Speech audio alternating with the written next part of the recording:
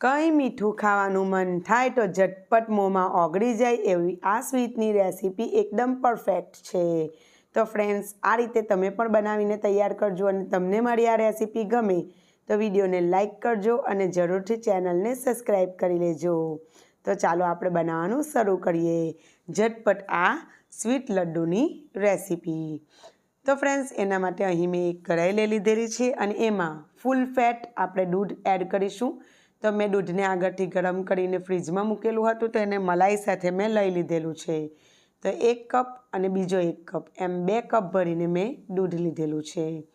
તો અહીં આપણે ફૂલ ફેટ દૂધનો જ ઉપયોગ કરીશું કારણ કે અહીં આપણે કોઈ પણ પ્રકારના માવાનો ઉપયોગ નથી કરવાના. એટલે દૂધમાં જે મલાઈ રહેલી હોય એનો ઉપયોગ કરી રહેલી છું. મલાઈ ના હોય તો પણ ચાલશે, પણ ફૂલ ફેટ આપણે દૂધ લેવું. હવે એને સરસ ગરમ થઈ જાય ત્યાં સુધી આપણે એને હલાવતા રહેવું. ત્યારબાદ આપણે એમાં અડધા કપ જેટલી સુગર એટલે કે ખાંડ એડ કરીશું. તો 2 કપ દૂધ અને એની સામે અડધો કપ ખાંડ. તમે વધારે ગળ્યું ખાવાનું પસંદ કરતા હોય તો ખાંડનું પ્રમાણ વધારી શકો છો. હવે ફ્રેન્ડ્સ, દૂધ ગરમ થાય એટલે આપણે એમાં 1 ચમચી જેટલું ઘી એડ કરીશું. તો અહીં મેં દેશી ઘીનો ઉપયોગ કરેલો છે. તો અહીં આપણે ખૂબ જ ઓછા ઘીનો ઉપયોગ કરવાના છે અને આ લડ્ડુ બનાવીને તૈયાર કરવાના છે. અને એ ખાવામાં બહુ જ સરસ બને છે અને મોંમાં ઓગળી જાય એવા બને છે. તો એને સરસ રીતે આપણે હલાવીશું અને 2 થી 3 મિનિટ થવા દઈશું. હવે મેં એમાં 1 ચપટી જેટલો ફૂડ કલર એડ કર્યો છે, જે ઓપ્શનલ છે. તમે ના ઈચ્છો તો એને ના પણ નાખો તો પણ ચાલે. હવે એમાં અડધા કપથી પણ થોડો ઓછો હું સૂકા નાળિયેરનું છીણ નાખું છું. રેડીમેડ ડેસિકેટેડ કોકોનટ છે. તો એ નાખવાથી આપણા લડ્ડુનો સ્વાદ બહુ જ સરસ આવતો હોય છે. જો તમે ના હોય તો એને સ્કીપ કરી શકો, પરંતુ જો હોય તો તમે એને જરૂરથી એડ કરજો. એનાથી લડ્ડુનો ટેસ્ટ બહુ જ સરસ આવતો હોય છે. હવે એમાં 1 કપ જેટલો ચોખાનો લોટ મેં લીધેલો છે. તેને આ રીતે થોડું થોડું કરીને એડ કરતા જઈશું અને હલાવતા જઈશું. તો હા ફ્રેન્ડ્સ, આજે આપણે આ ચોખાના લોટના લાડવા બનાવી રહેલા છે, જે બહુ જ સરસ, ખૂબ જ સરળ પદ્ધતિથી ફક્ત 10 જ મિનિટમાં બનીને તૈયાર થઈ જાય છે.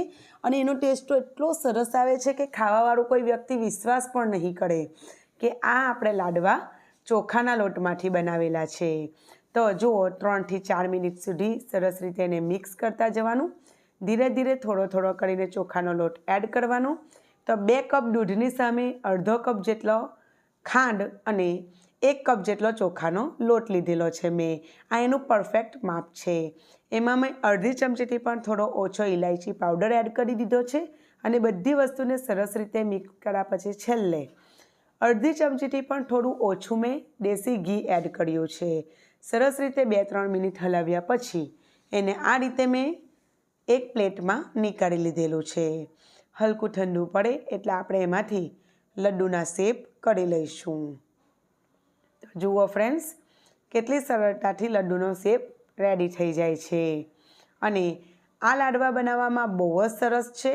આ મીઠાઈ તમે જો એક વખત બનાવશો તો વારંવાર બનાવીને ખાશો અને મહેમાનોને આપશો તો એમને પણ ખૂબ જ ગમશે. અને એને આ રીતે મેં ડેસિકેટેડ કોકોનટમાં સહેજ આ રીતે હલાવી લીધેલું છે અને આ રીતે બીજા બધા લડ્ડુ મેં બનાવીને તૈયાર કરી લીધેલા છે. તો જુઓ, તમને અંદરથી તોડીને પણ હું બતાવું છું. તો અંદરથી એકદમ સોફ્ટ અને દાણેદાર બનીને તૈયાર થાય છે. તો નથી આપણે માવાનો ઉપયોગ નથી કર્યો કે કોઈ પણ પ્રકારના મિલ્ક પાવડરનો ઉપયોગ નથી કર્યો. ફક્ત 2 કપ દૂધ અને 1 કપ ચોખાના લોટમાંથી આ બનીને તૈયાર થઈ જાય છે. તો આજે આપણે એકદમ સોફ્ટ, ખાવામાં બહુ જ ટેસ્ટી અને ઘરની સામગ્રીઓમાંથી બની જતા એવા સૂજીના લડ્ડુની રેસીપી જોવાના છે. ફ્રેન્ડ્સ, આ ખૂબ જ ઝટપટ બનીને તૈયાર થઈ જાય છે. ખાવામાં બહુ જ સરસ બને છે, મોંમાં ઓગળી જાય એવા બને છે. તો તમે પણ જરૂરથી આ રીતે સૂજીના લડ્ડુ બનાવીને ટ્રાય કરજો.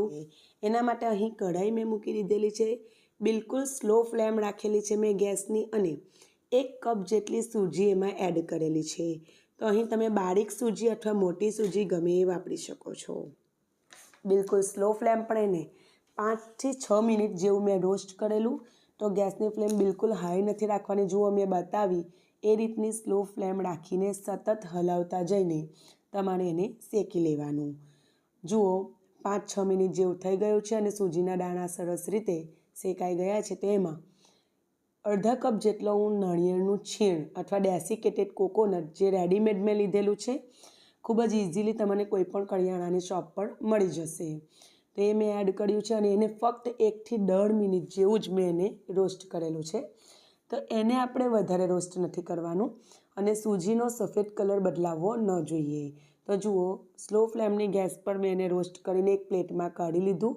પછી સેમ કઢાઈમાં મેં થોડું ઘી લીધેલું છે, અડધી ચમચી જેવું, અને એમાં ડ્રાયફ્રૂટ તો કાજુ બદામ મેં લીધેલા છે અને થોડી કિસમિસ પણ લીધેલી છે, આપણે પાછળથી નાખીશું. અને એને 1-8 મિનિટ જેવું રોસ્ટ કરી લીધેલું છે.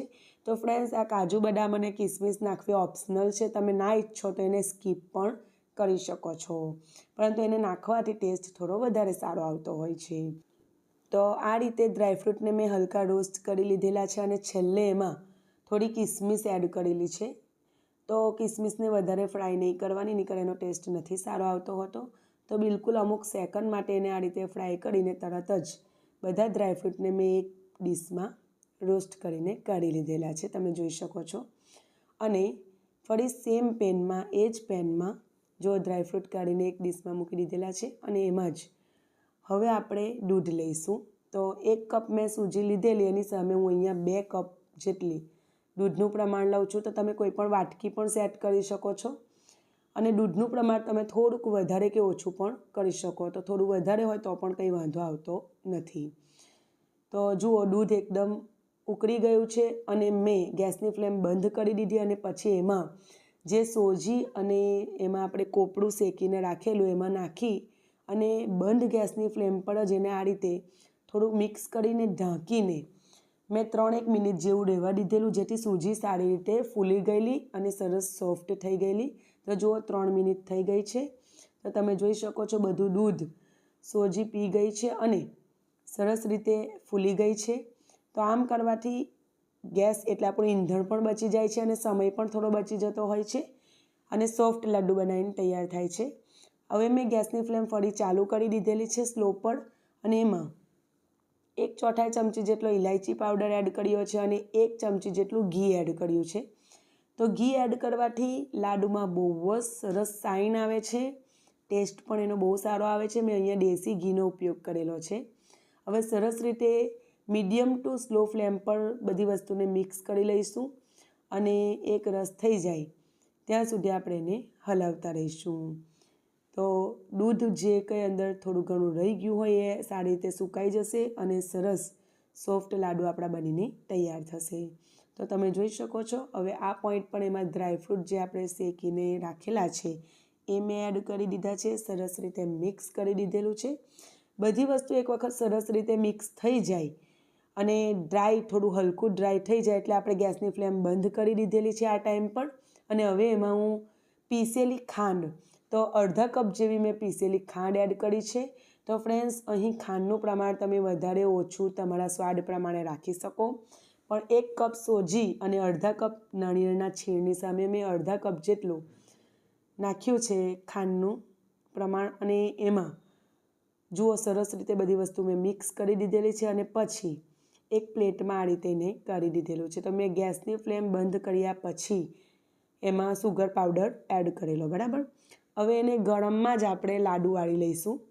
તો આ રીતે ગરમમાં લાડુ વાળશો તો થોડા ઝડપી વળાઈ જશે, નહીંતર તમે એને હલકું ઠંડુ પાડીને વાળશો તો પણ વાંધો નહીં. તો તમે જોઈ શકો છો કેટલા સરસ લાડુ બનીને તૈયાર થાય છે અને ખાવામાં બહુ જ મસ્ત લાગેલા, સોફ્ટ પણ અને ટેસ્ટી પણ. તમે જોઈ શકો છો લાડુ ઝડપથી વળાઈ જાય એટલા માટે મારા હસબન્ડે પણ હેલ્પ કરેલી અને ઝડપથી ફક્ત 5 જ મિનિટમાં લાડુ બનીને તૈયાર થઈ ગયેલા. અને આખી રેસીપી બનતા લગભગ 15 થી 20 મિનિટ જેવો સમય લાગેલો. તો આ રેસીપી ફ્રેન્ડ્સ બહુ જ ઝડપથી બનીને તૈયાર થઈ જતી હોય છે અને ફક્ત 1 જ કપ સોજીમાં આટલા બધા લાડુ બનીને તૈયાર થાય છે, તમે જોઈ શકો છો. તો તમે પણ રક્ષાબંધન પર મહેમાનો માટે કોઈ પણ સમયે તમને મીઠું ખાવાનું મન થાય ત્યારે આ રેસીપી બનાવીને જરૂરથી ટ્રાય કરજો. આ મીઠાઈ બનાવવામાં બિલકુલ આસાન છે. ફક્ત 1 કિલો જેટલી દૂધીમાંથી ઘણા બધા લડ્ડુ બનીને તૈયાર થઈ જતા હોય છે અને ટેસ્ટમાં બહુ જ મસ્ત લાગતા હોય છે। તો તમે જોઈ શકો છો ફ્રેન્ડ્સ કેટલા સરસ બનીને તૈયાર થાય છે। તો ચાલો આપણે બનાવવાનું શરૂ કરીએ। તો ફ્રેન્ડ્સ એના માટે અહીં મેં 1 કિલોગ્રામ કરતાં થોડીક વધારે દૂધી છે અને એ લઈ લીધેલી છે। એને ધોઈ અને સરસ રીતે એના છોલતા ઉતારી લઈશું અને એને આવી મોટા કાણાવાળી છીણી વડે છીણી લઈશું। તો તમે જોઈ શકો છો મેં એને ધોઈ અને એને મોટા કાણાવાળી છીણી વડે છીણી લીધેલું છે। હવે આપણે દૂધીના છીણમાંથી બધું પાણી નીતાળી લેવાનું છે। તો આ રીતે 2 હાથની વચ્ચે આ રીતે દબાવીને મેં બધું પાણી આ રીતે દબાવીને કાઢી લીધેલું છે।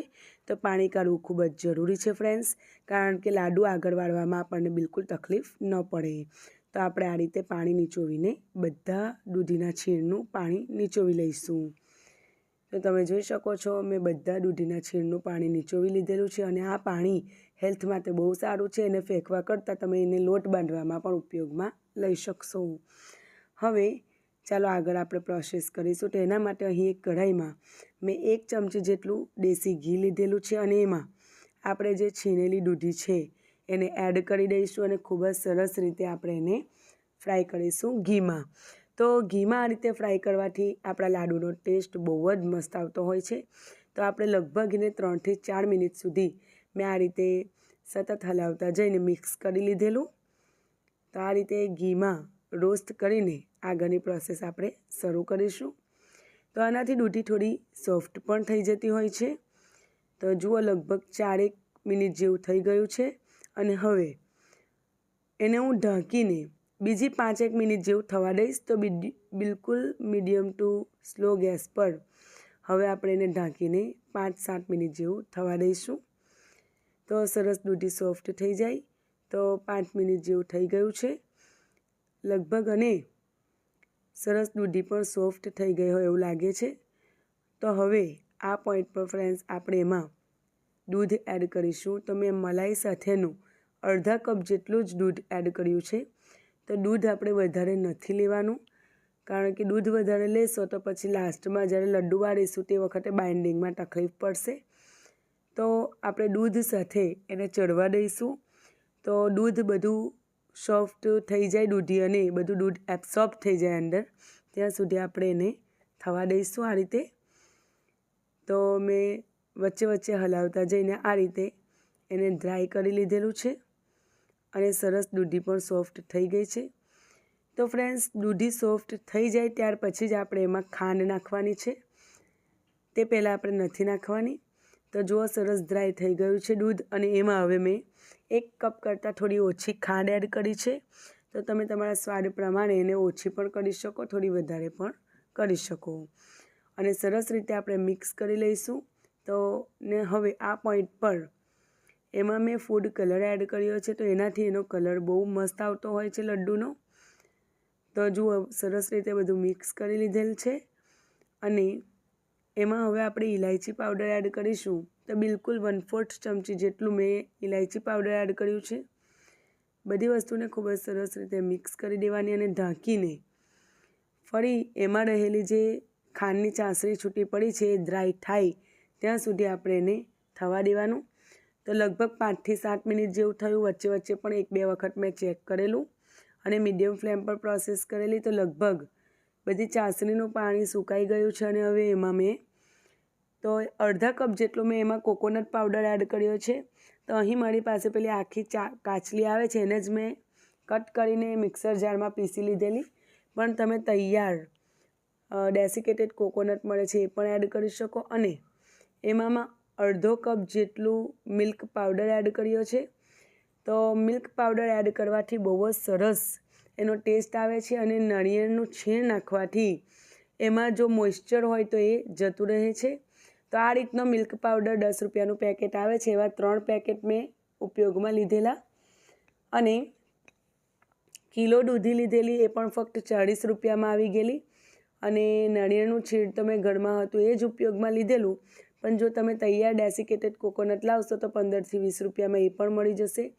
તો લગભગ 100 રૂપિયાની અંદરમાં વધારે પ્રમાણમાં મીઠાઈ બનીને તૈયાર થશે એટલે સસ્તું પણ પડશે અને સ્વાદમાં બહુ જ મસ્ત લાગે છે. તો તમે જોઈ શકો છો આ રીતે ઇઝીલી લાડુ વળી જાય છે અને એને આ રીતે મેં ડેસિકેટેડ કોકોનટમાં કોટ કર્યું કે જેથી એનું લુક વધારે સારું લાગે. અને તમે જોઈ શકો છો બહુ સરસ આપણો લાડુ બનીને તૈયાર થયો છે. તો એ રીતે બીજા બધા લાડુ મેં બનાવીને તૈયાર કર્યા છે, તમે જોઈ શકો છો. તો લગભગ 24 જેવા લાડુ બનેલા મીડિયમ સાઇઝના. તો હવે આપણે એને ફ્રોઝરમાં 30થી 40 મિનિટ સુધી રેફ્રિજરેટરના ફ્રોઝરમાં મેં મૂકેલું અને પછી કાઢીને તમને બતાવું છું. તો તમે જોઈ શકો છો એકદમ સરસ આપણા લાડુ સેટ થઈ ગયા છે. તો આ રીતે એને સર્વ કરી લીધેલું છે મેં. ફ્રેન્ડ્સ, એને ફ્રોઝરમાં મૂકવા જરૂરી છે કે જેથી એ સરસ એનો શેપ લઈ લે છે અને સેટ થઈ જાય છે અને ઠંડા ઠંડા ખાવાની મજા પણ બહુ આવે છે. તો તમે જોઈ શકો છો, હું અંદરથી પણ તમને તોડીને બતાવું કેટલા સરસ આપણા લાડુ બનીને તૈયાર થયા છે. તો તમને વિડીયો ગમ્યો હોય તો લાઈક જરૂરથી કરજો. ચેનલને સબસ્ક્રાઈબ ના કરી હોય તો સબસ્ક્રાઈબ કરીને મને તમારો સપોર્ટ કરતા રહેજો. ફરી મળીશું, ત્યાં સુધી આવજો.